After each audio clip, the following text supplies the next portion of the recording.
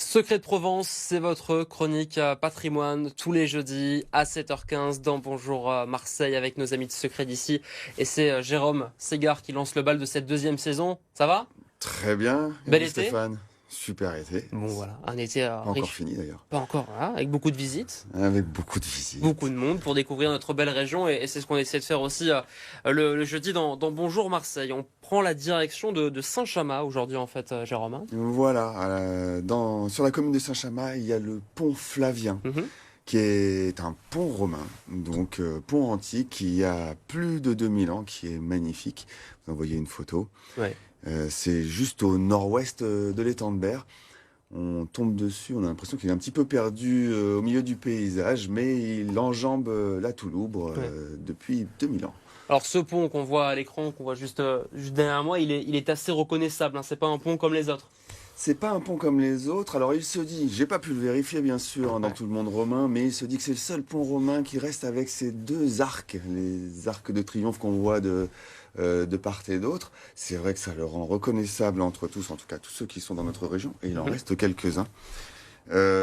Quand on l'observe, on voit des décorations, des colonnes, enfin des pilastres, avec en haut des aigles qui tiennent une couronne, et encore au-dessus des lions. Il semble à l'affût, comme ça. 4 lions.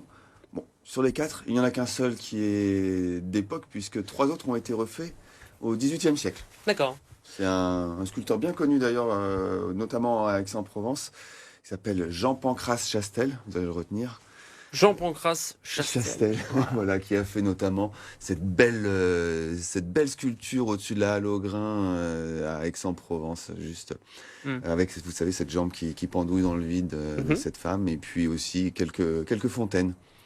Alors ce pont, Jérôme, est-ce qu'on en sait un peu plus sur son origine? C'est vrai que ça tombe pas sous le sens, donc il faut chercher, et dessus on a une dédicace, je dirais, qui nous indique qui a écrit, qui a payé hein, pour fabriquer ce pont.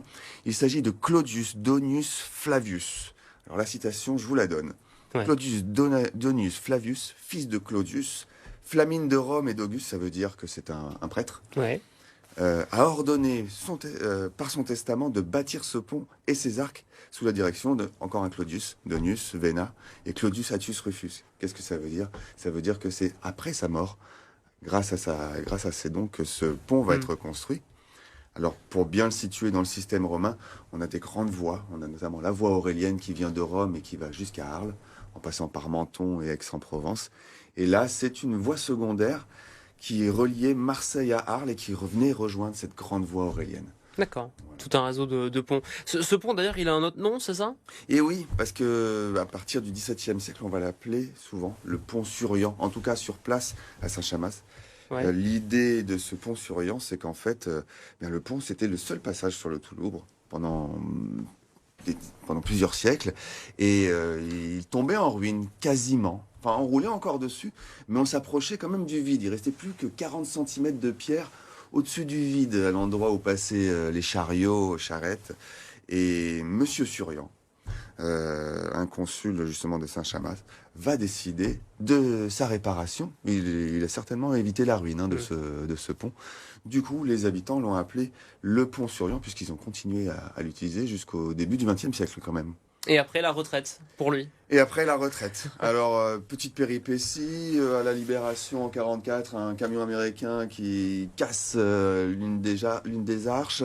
Donc on va vraiment le mettre à la retraite. Les Américains d'ailleurs vont installer un premier pont temporaire. Et c'est en D'accord. 1955 que le pont que l'on utilise actuellement, qui passe juste à côté, a été construit.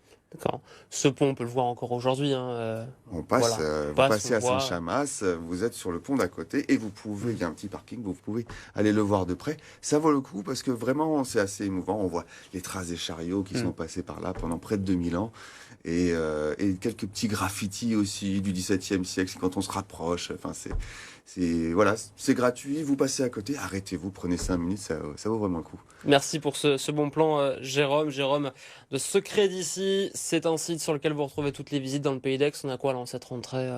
Qu'est-ce qui a marché tiens, cet été?